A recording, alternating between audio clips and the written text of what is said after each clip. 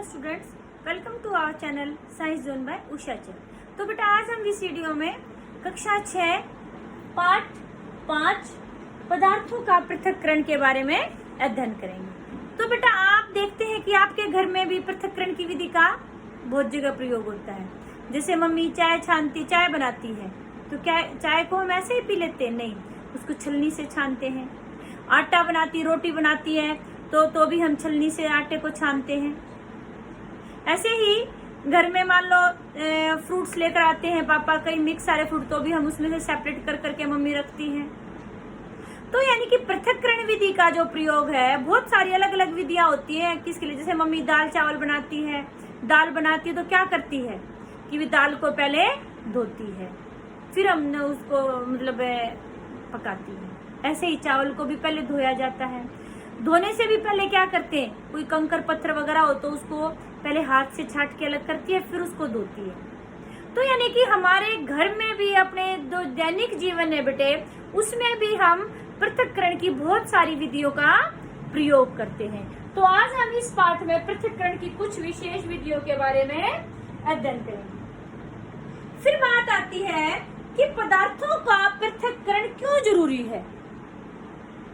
क्या होता है बेटे, जो मिश्रण होता है कई बार तो उसमें कुछ हानिकारक पदार्थ होते हैं। जैसे अभी मैंने बात की थी कि भी चावल बनाना है, दाल बनाना है, कई बार क्या होता है दुकानदार क्या करता है, मिलावट कर देता है। चावल में छोटे छोटे पत्थर डाल देते हैं वो लोग, जिससे कि वजन बढ़ जाता है, उनको पत्थरों के भी पैसे मिलते हैं। ऐसे ही गेहूं है, गेहूं में भी भूसे के बड़े बड़े तिनके आ जाते हैं, तो उनको हम खाएंगे तो हमारे गले में चिपक जाएंगे। पत्थर हम खाएंगे तो हमें पथरी हो जाएगी। तो इस तरह से उनको यानी कि कुछ अनावश्यक पदार्थ होते हैं, हानिकारक पदार्थ होते हैं, कुछ पदार्थों में मिश्रित हो रखे होते हैं, तो उनको अलग करना जरूरी है।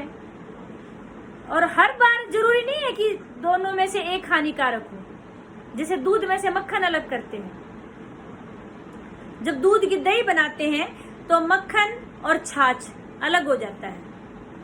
तो यानी कि यहाँ पर हानिकारक क्या है, कुछ भी नहीं है। यानी कि दोनों उपयोगी हैं, लेकिन दोनों का प्रयोग अलग अलग तरह से किया जाता है, तो इसलिए उसको अलग करते हैं। यानी कि दोनों उपयोगी पदार्थ हैं, लेकिन दोनों का उपयोग अलग अलग तरीके से करते हैं, इसलिए उनको अलग करना जरूरी है। ऐसे ही चाय हम छान करके पीते हैं, उसमें जो चाय पत्ती होती है उसको अलग छान दिया जाता है। हालांकि वो हानिकारक नहीं है, लेकिन वो उपयोगी भी नहीं है हमारे लिए।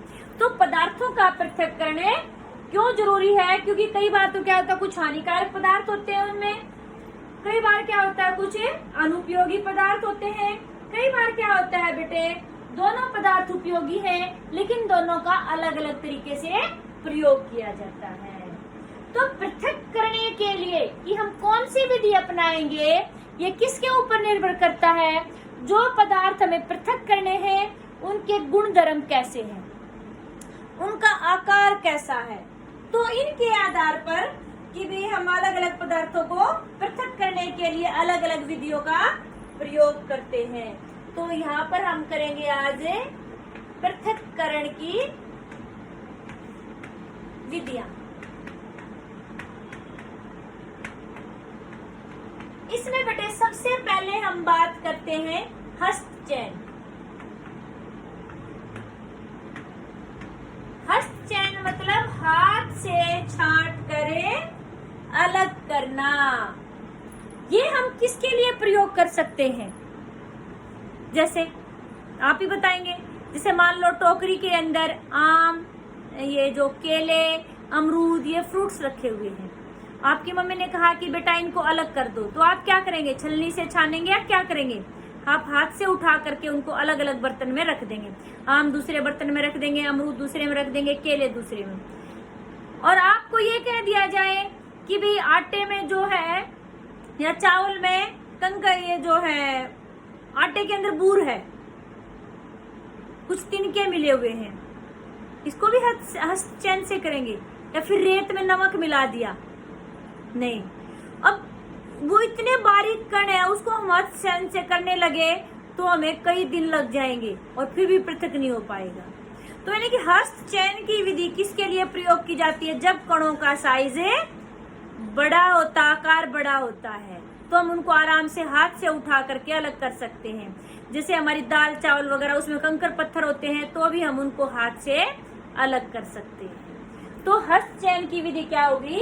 हाथ, इसमें हम क्या करते हैं कि जो गेहूं चावल दाल वगैरह में कुछ बड़े बड़े मिट्टी के कण होते हैं या भूसा होता है, उसको पृथक किया जाता है। इसमें अशुद्धियों की मात्रा बहुत अधिक नहीं होती है, तो इसलिए ऐसे पदार्थों का जो मिश्रण होता है उसको हस्त चयन विधि से आसान अलग करना आसान होता है। अगली विधि है हमारी बेटे थ्रेसिंग।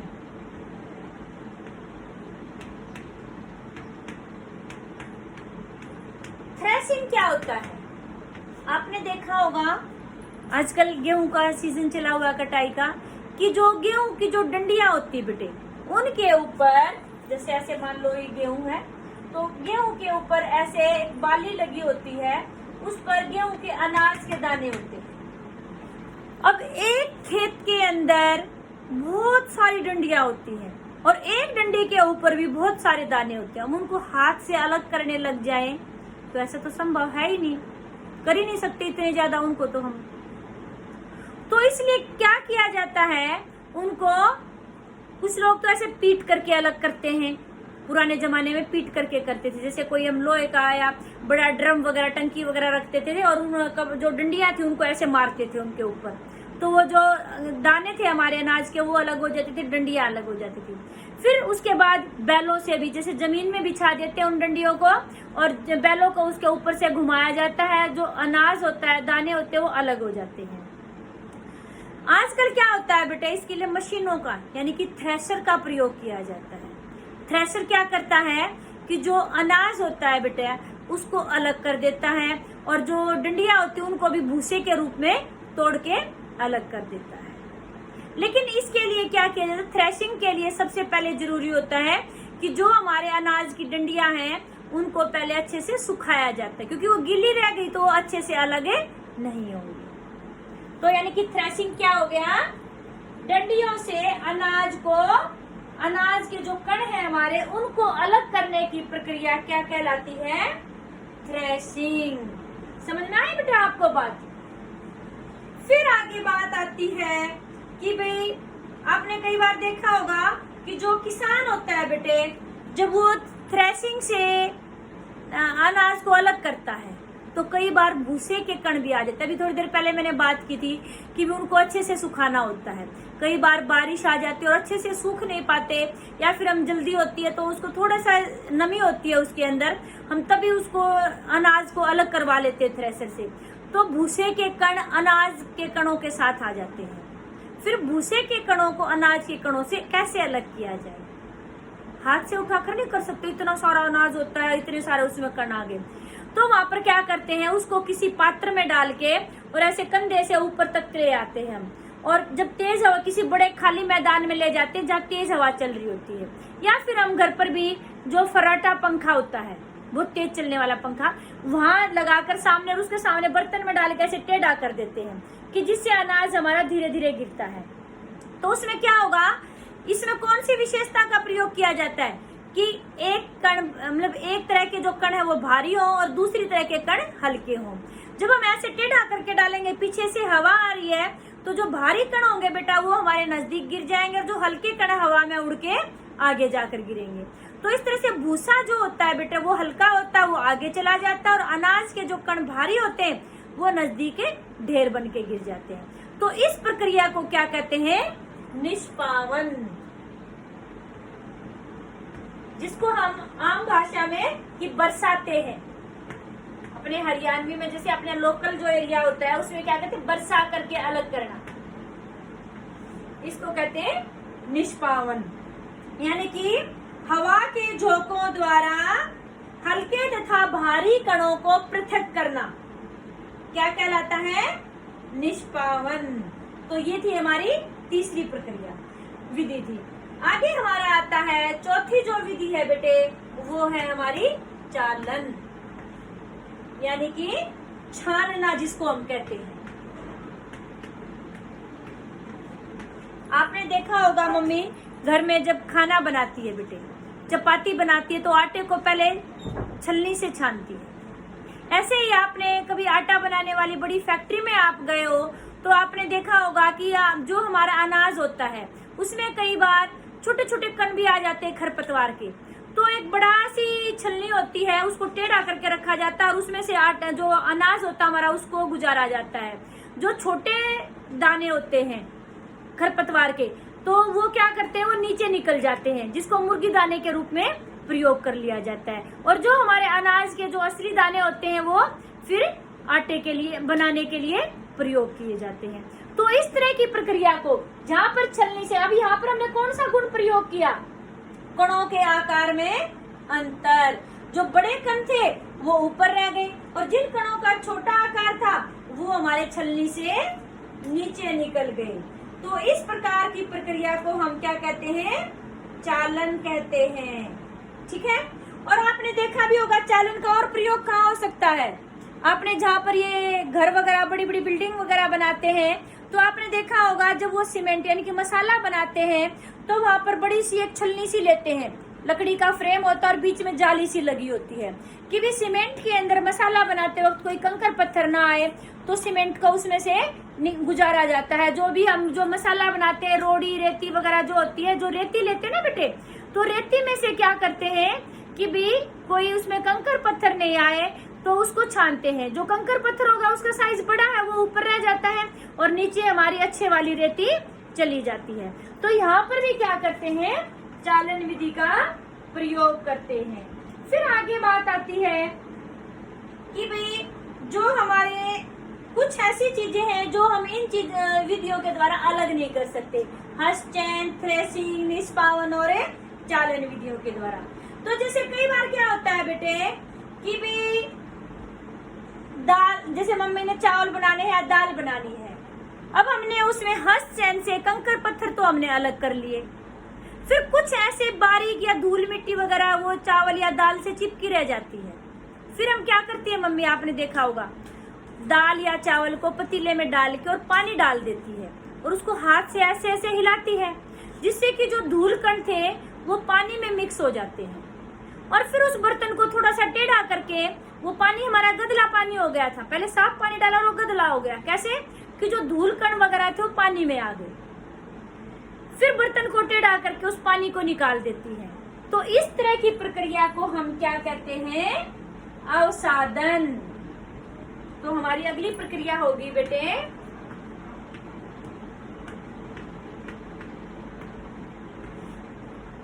अवसादन। तो यानी कि जो भारी कण था हमारा वो क्या हो गया था कि वो हमारा नीचे बैठ गया था और जो हल्का कण था बेटे वो क्या हो गया था, ऊपर पानी में घुल गया था। तो यहाँ पर हमने कौन सी विधि, कौन सी वो जो विशेषता थी वो प्रयोग की थी, उनके भार में अंतर। ठीक है। फिर आगे आती है हमारी प्रक्रिया जो है निस्तारण।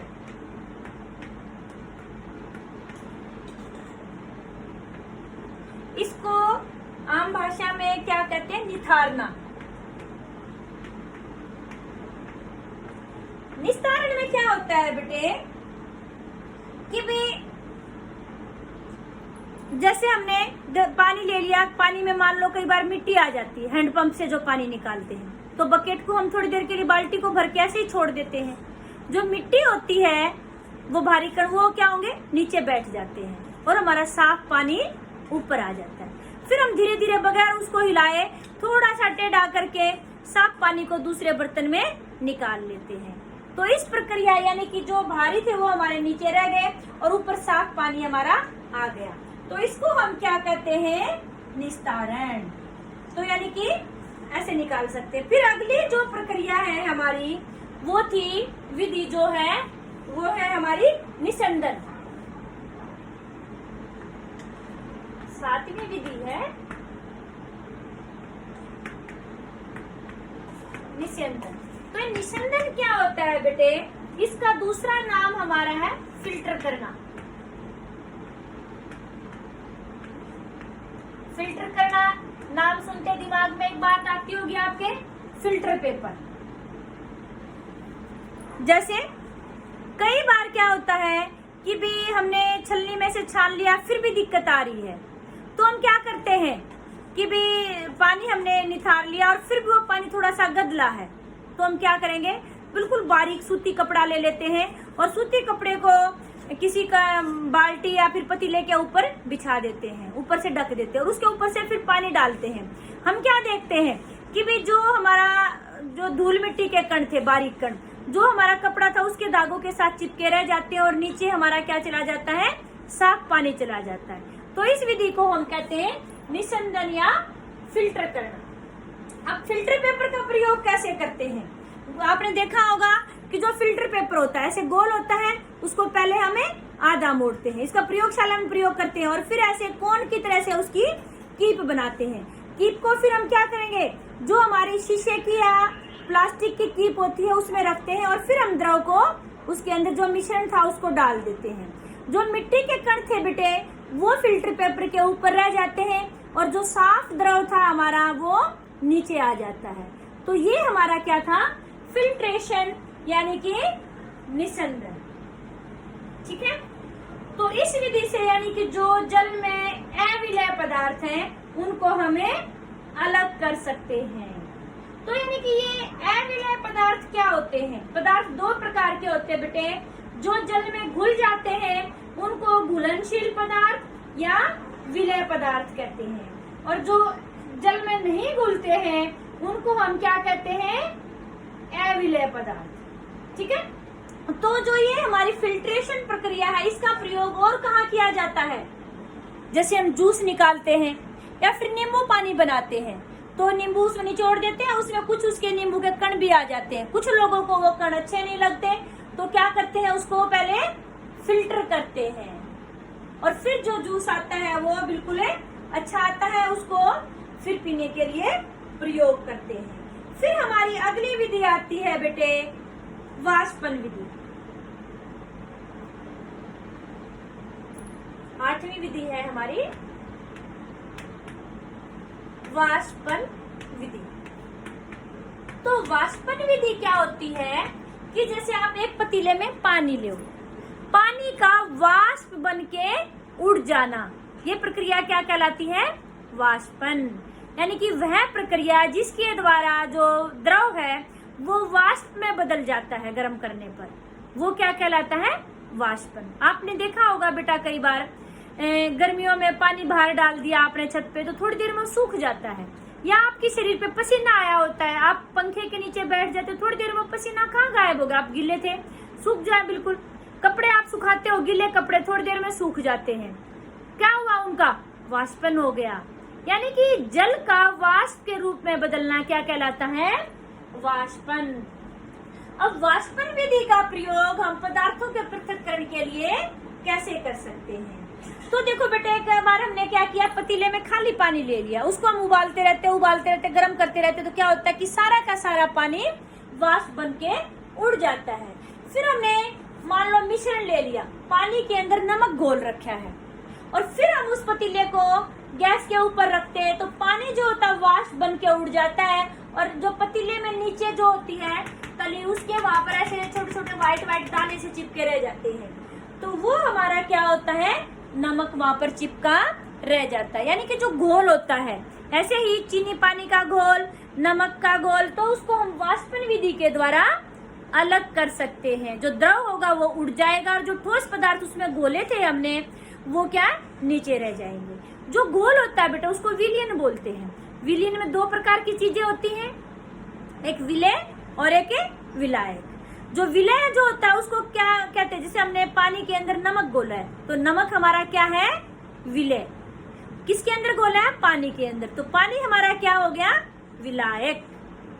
ठीक है, फिर बात आती है कि भी जैसे उससे पहले एक बात और है कि जो हम जो ये नमक प्राप्त करते हैं, आपको पता है नमक कैसे मिलता है, समुद्र के पानी से मिलता है हमें नमक। क्या होता है, समुद्र का पानी जब तरंगे आती है तो किनारे की तरफ आता है, वहां पर थोड़ा सा ढेर सा बना दिया जाता है मिट्टी का जिससे कि वो वापस नहीं जा पाता, वहां बड़े बड़े उसमें फिर जो वहां पर क्या होता है, जब सूरज की धूप आती है बेटे तो क्या होता है, पानी वाष्प बन के उड़ जाता है और नीचे नमक रह जाता है। फिर उसका विभिन्न प्रक्रियाओं द्वारा शुद्धिकरण किया जाता है और फिर हम उसको खाने के लिए प्रयोग करते हैं। तो मुख्य जो विधि है नमक प्राप्त करने की, वो क्या होगी? वाष्पन। ठीक है।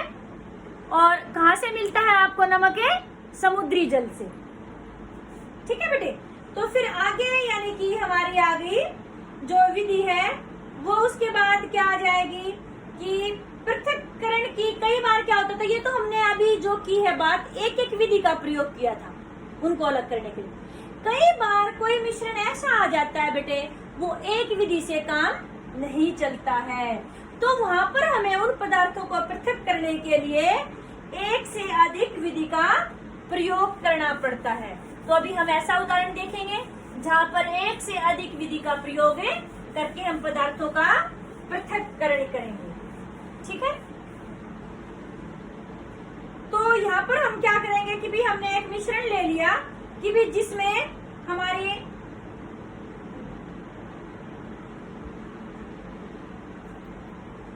पानी ले लिया, पानी के अंदर हमने नमक घोल रखा है। ठीक है। और उसमें हमने मिट्टी भी घोल दी है। तो पहले हम क्या करेंगे, हमने नमक भी घोल रखा है, मिट्टी भी घोल रखी है और पानी है, 3 चीजों का मिश्रण है। हमने उसको बीकर में रख दिया।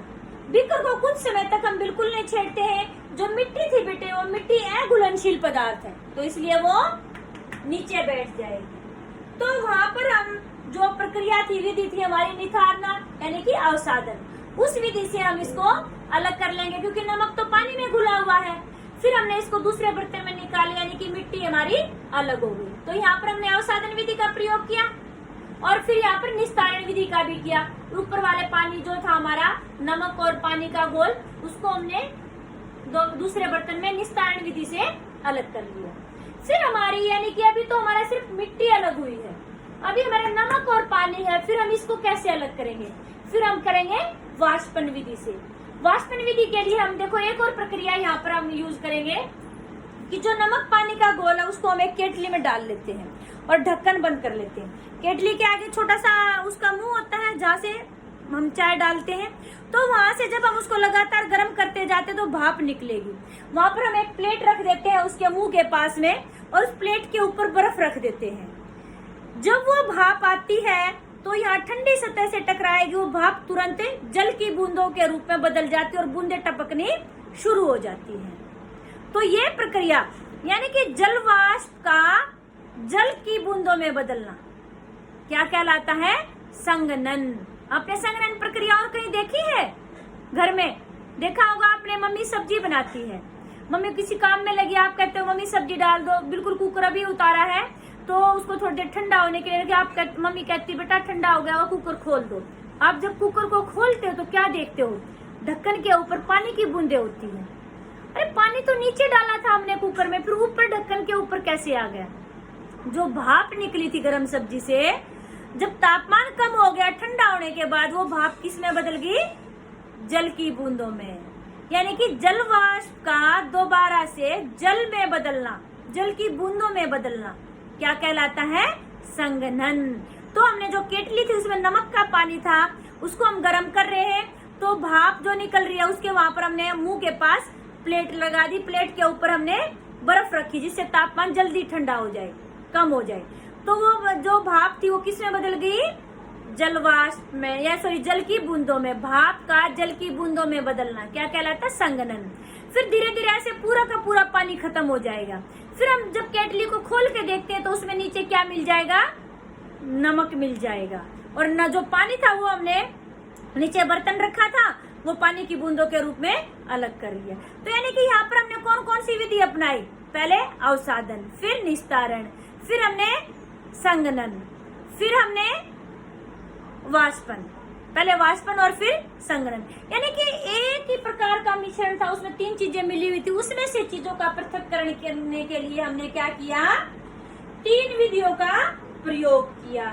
तो इसलिए बेटा ये जरूरी नहीं है कि आपको पदार्थ जब अलग करना है तो एक ही विधि से काम चल जाए। ये हमें देखना होता है कि मिश्रण में क्या क्या चीजें हैं। एक से अधिक चीजें हैं तो उनको हमें, 2 से अधिक चीजें हैं तो हमें क्या करना पड़ेगा? उनको अलग अलग विधियां लगानी पड़ेंगी। फिर एक और बात आती है, आपने एक नाम सुना होगा, संतृप्ति विधि। ये इम्पोर्टेंट है बेटे।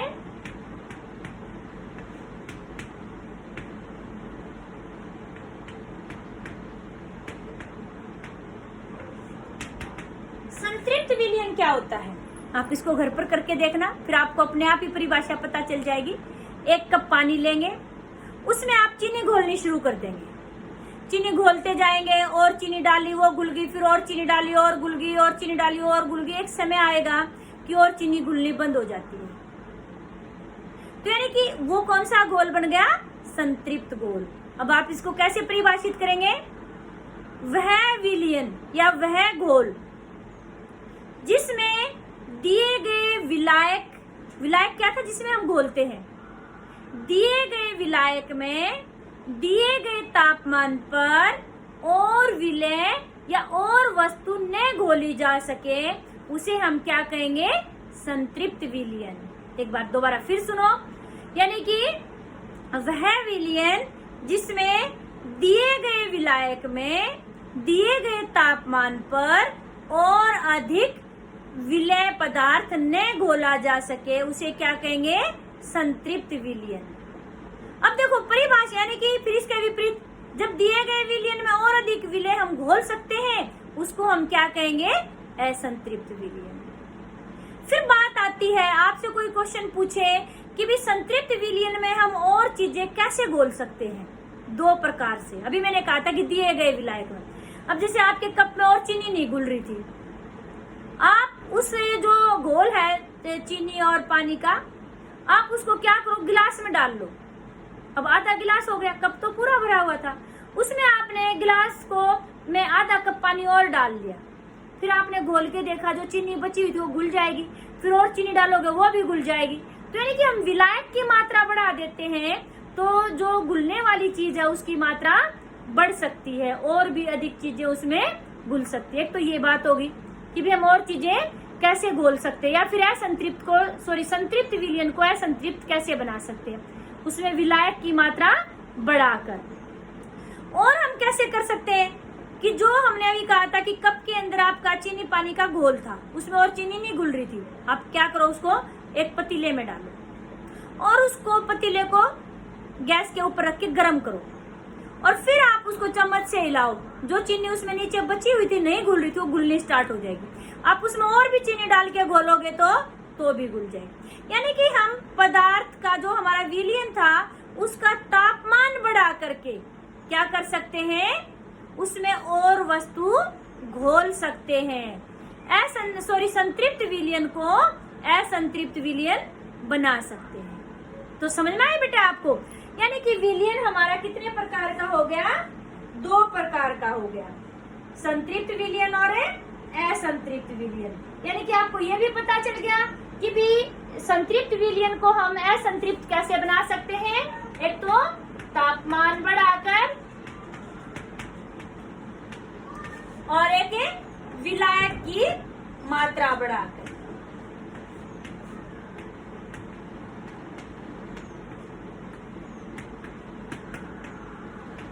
ठीक है बेटे? तो ये था आपका पार्ट 5 पदार्थों का पृथक्करण।